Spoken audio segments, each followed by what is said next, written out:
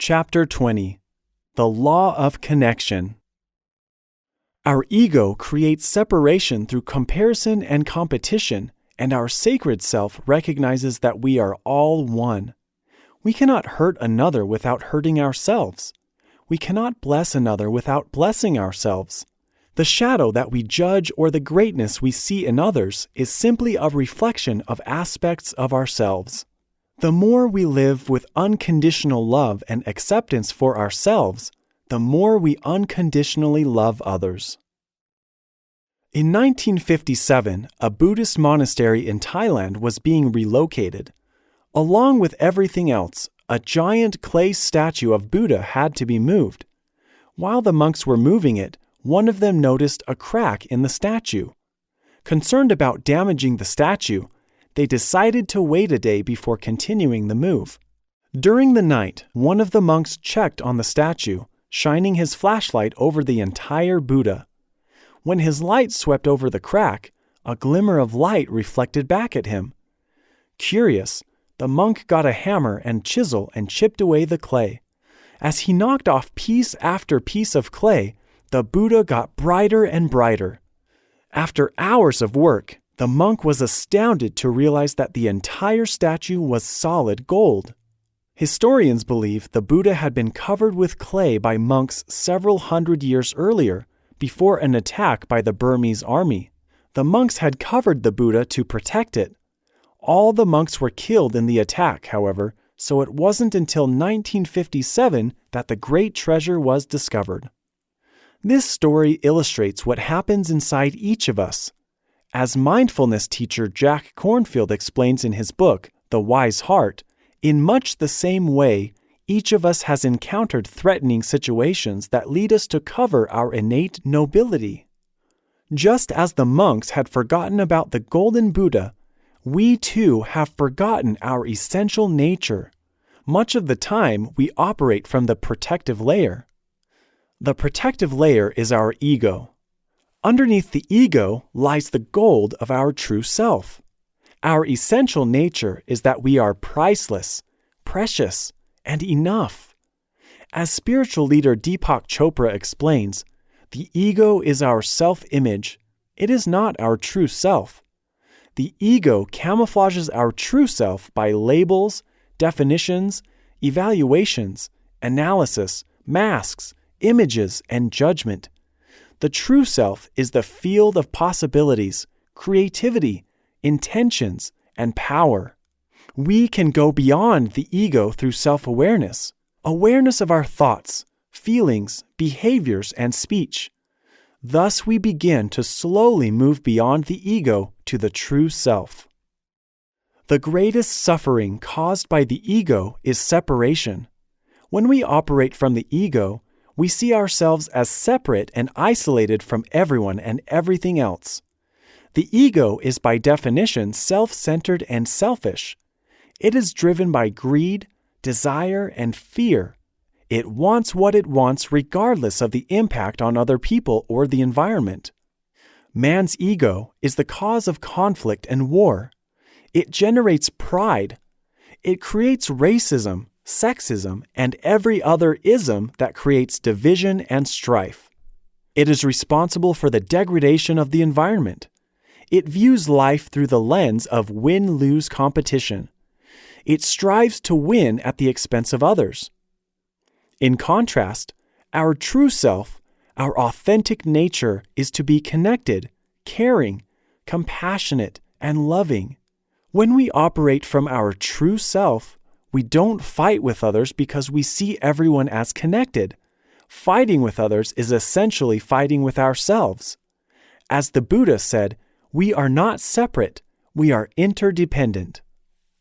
While our ego tries to tear others down to elevate ourselves, our true self seeks to serve and uplift others, knowing that in serving others, we also serve ourselves. When Gandhi was praised for his work in India, he responded, "I do not do this for India, I do this for myself."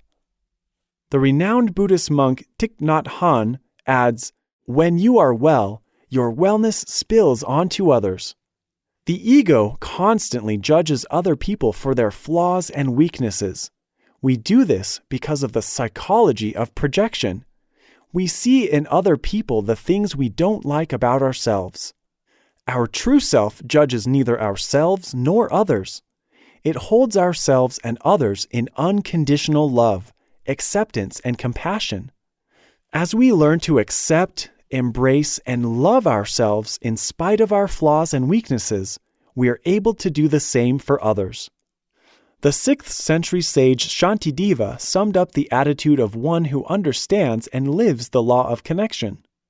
May I be a guard for those who need protection, a guide for those on the path, a boat, a raft, a bridge for those who wish to cross the flood.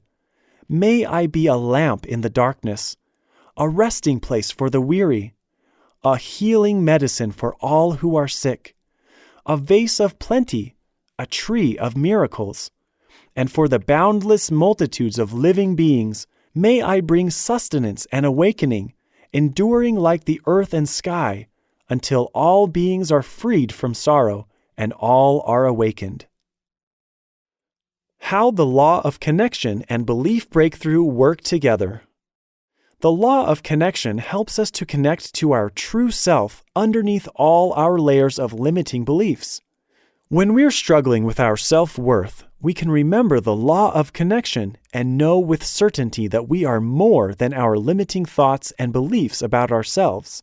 We are more than our failures and shortcomings. We are more than our ego.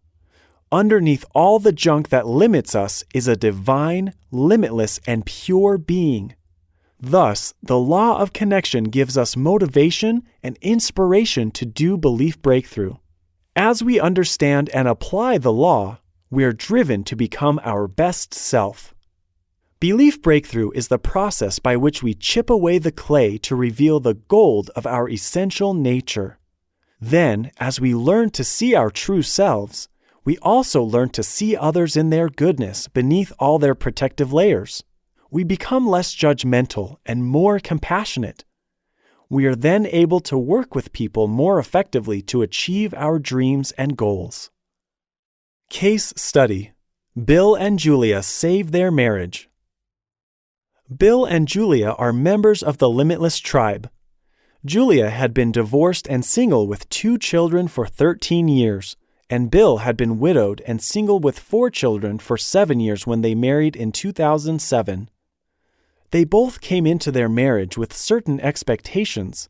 When those expectations were not met, their hope was shattered and they drifted further and further apart. But everything changed when they learned the laws of creation. Here is their story in their own words. We came together very excited to start a new relationship. As we got into it, we found it to be a whole lot harder than we ever imagined.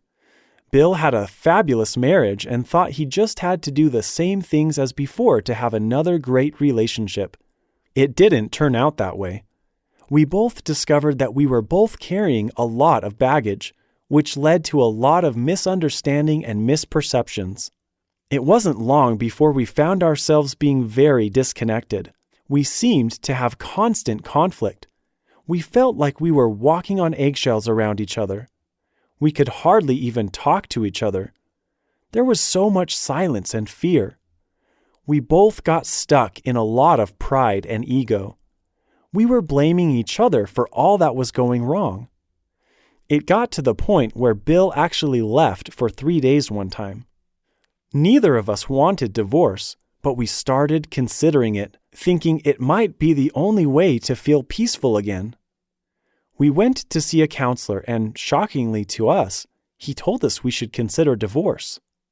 He said he'd never seen any marriage overcome challenges like ours. But we both had a fear of being alone and having to start all over again, so we stuck with it. In 2013, we met Kris and got involved with his company. We read his book, The Conscious Creator. It was the beginning of dramatic transformation in our marriage. It gave us hope that if we could just live the laws, progress could happen. The first thing we recognized was that we could not connect with each other until we connected with ourselves. We put effort into loving ourselves unconditionally and connecting more with our higher power individually. This began breaking down the barriers of ego and pride. It allowed us to get vulnerable with ourselves and with each other. Being true and authentic was a key element for a needed turnaround. Another critical thing we had to learn was to take accountability for our own feelings and actions instead of blaming one another. We used to come into an argument with the belief that it was the other person's fault. We would say things like, "You shouldn't have done that," or "You make me angry." Now we know that no one makes us feel or do anything but ourselves. We are responsible for our own feelings and behavior. It was hard at first, but soon became liberating. We found freedom in taking personal accountability. Real connection was made possible by accountability. Then we started building on that connection. We started focusing on meeting each other's needs instead of just our own. We learned to negotiate and compromise. There was a lot of trial and error. We made it a point to create a safe space for each other and set aside dedicated time to talk and work through our issues. Once we learned how to love each other selflessly and unconditionally, everything shifted. We found this great joy surfacing and blossoming as we got to see each other being happy. We now experience an amazing unity physically, mentally, emotionally, and spiritually. We describe it as like having been in two separate bubbles that were constantly colliding. Now it's like we're inside one bubble together. It has been a gradual process, but we are now experiencing the most connected marriage we can imagine. Everything has shifted. We find joy together each day as best friends. Take action and apply the law of connection. Develop unconditional love over the next 30 days by selecting a relationship you wish to improve and playing the unconditional love game. Follow these 4 daily steps for the next 30 days. Number 1. Ask this person what you can do to show love to him or her. Number 2. Do what he or she asks, no matter what. Number 3. Have no expectation of love in return. Number 4. Check back at the end of each day for feedback. Here is a selected quote from the topic discussed in this chapter. Rough diamonds may sometimes be mistaken for worthless pebbles. Sir Thomas Browne.